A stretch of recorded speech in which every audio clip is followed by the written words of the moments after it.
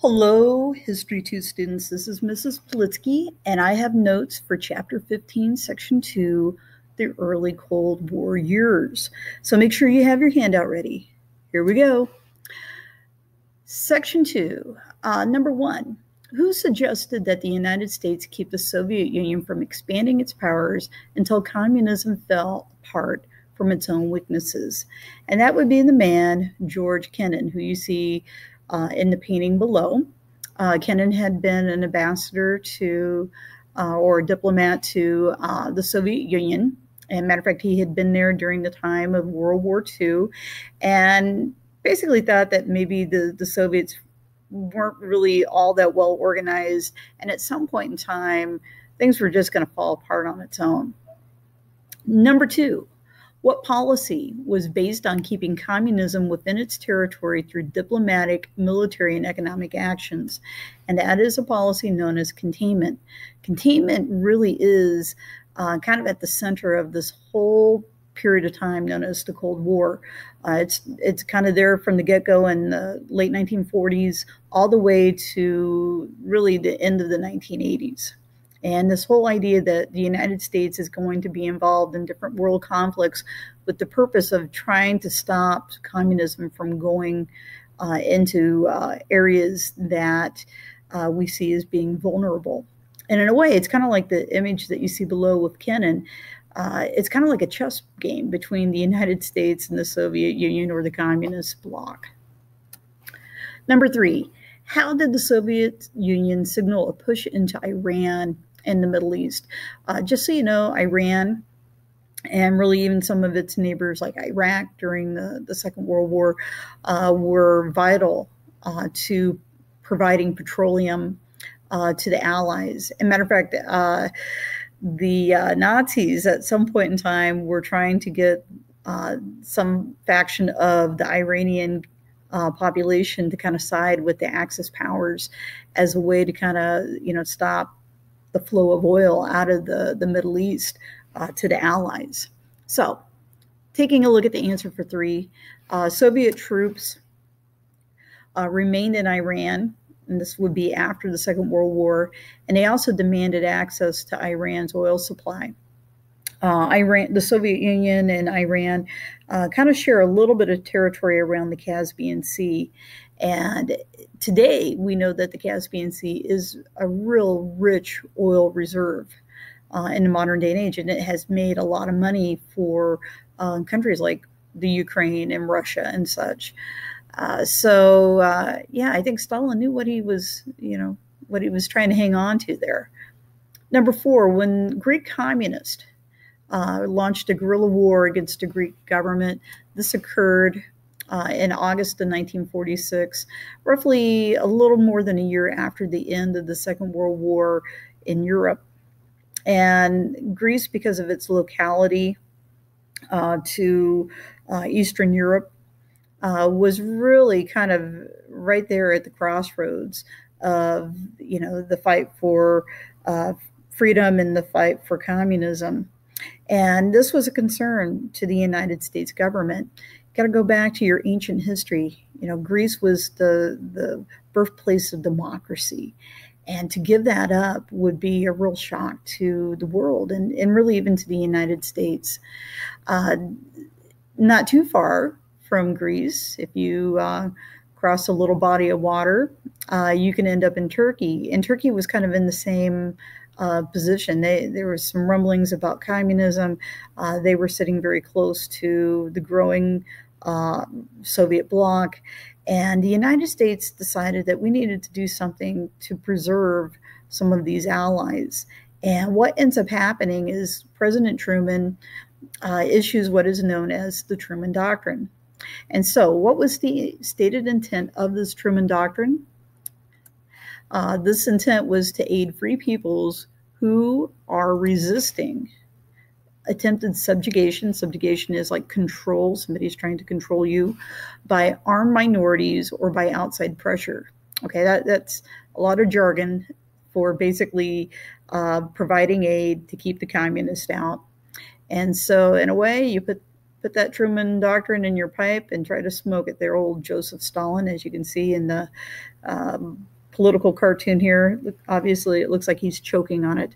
And we spent nearly $1 billion of money from the 1940s, money from American taxpayers, to prevent the Soviets from taking over those two nations of Turkey and Greece. And some people would probably debate whether or not that was money well spent, but it did keep Greece from falling into the hands of the communists. And it did provide us a great ally in the Middle East of Turkey. So maybe it was money well spent. All right. Who proposed the European Recovery Program? Most of us today don't refer to this program by the European Recovery Program. We actually refer to it by the name of the man who kind of proposed it. And we should refer to it as the Marshall Plan. And it was proposed by the Secretary of State, George C. Marshall. Just a little bit about Marshall. Marshall was the chief of staff for the U.S. Army during the years of World War II. And that basically puts him in the number 2 position of controlling the armed forces, right behind the president. After the war ended, he kind of thought he was going to move into retirement, and he did for a very, very short period of time until President Truman asked if he would be interested in becoming the Secretary of State, which Marshall went ahead and accepted, because he was really probably the best candidate for the job. Marshall wanted to do this. He wanted to pump billions of American dollars into rebuilding Europe after World War II, with the hopes of maybe keeping the communists out, but probably with the hopes of keeping maybe another rise of a dictator, kind of like a Hitler, from coming to power and having to go to another world war.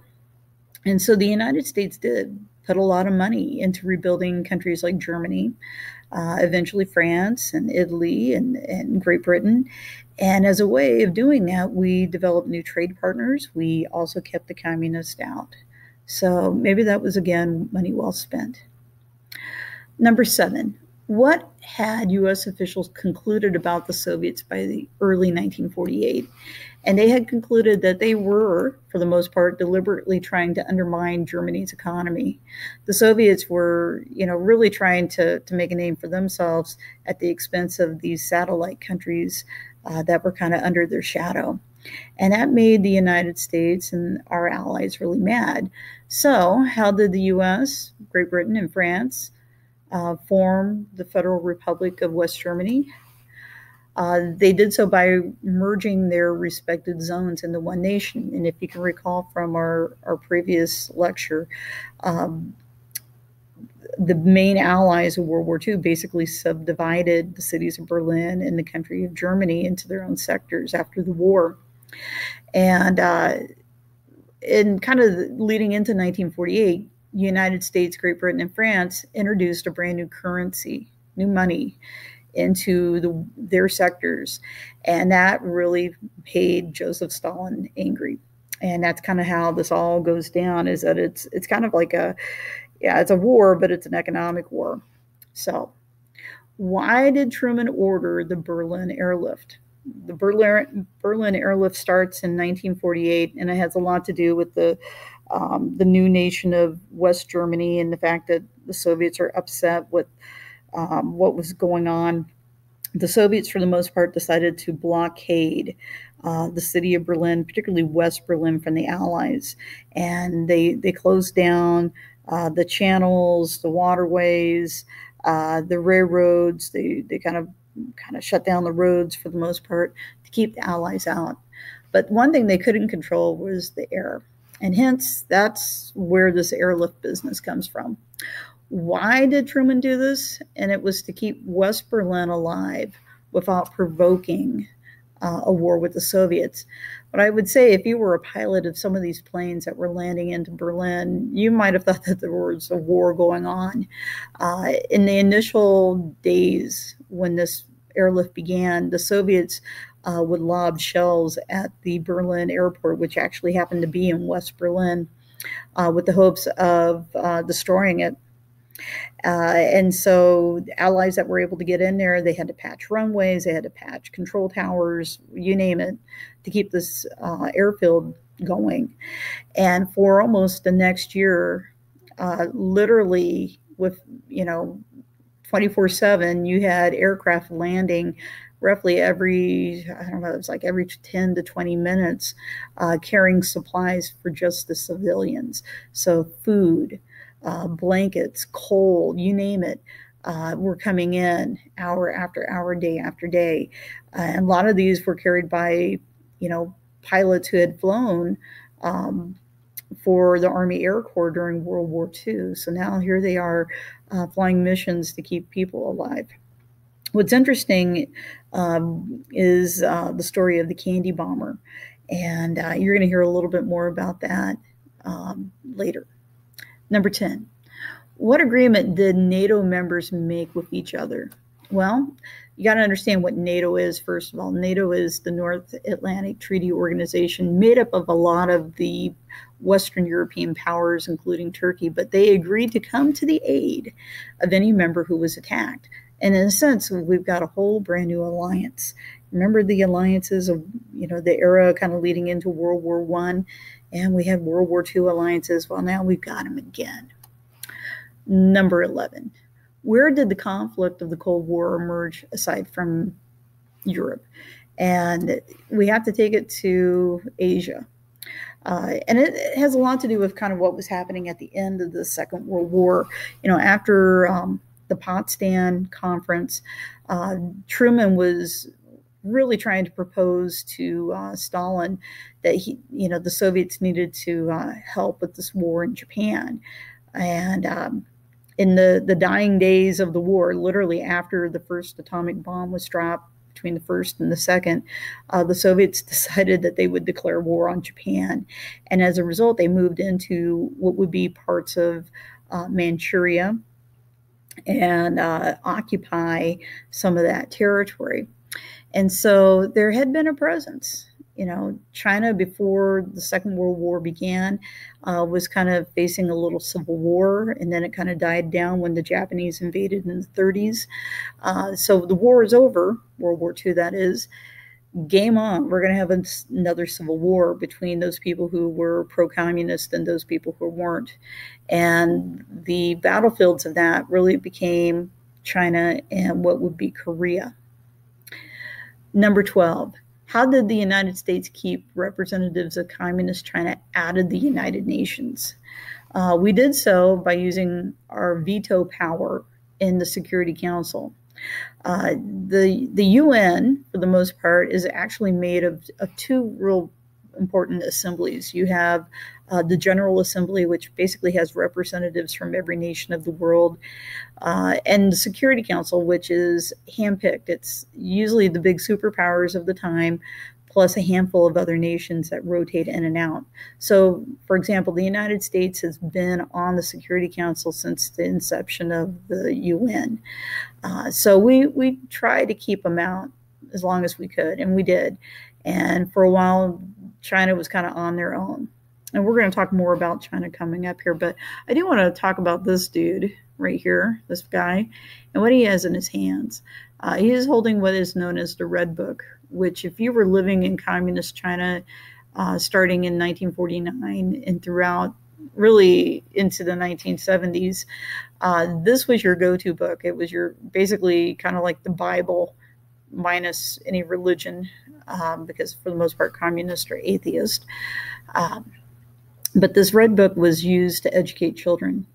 So in your classrooms, that was your history manual. That was your reading book. That was going to tell you everything you needed to know. And in a way, some of these young Chinese who were growing up during this period of time really were brainwashed into becoming communist. And that is a real touchy issue, I would imagine, with China even to this day and age. Number 13, what was General Douglas MacArthur's mission in Japan? Following World War II, just so you know, MacArthur was the man who accepted the surrender of the Japanese at the end of World War II. But he basically was sent to Japan to introduce democracy and to keep it from threatening war again.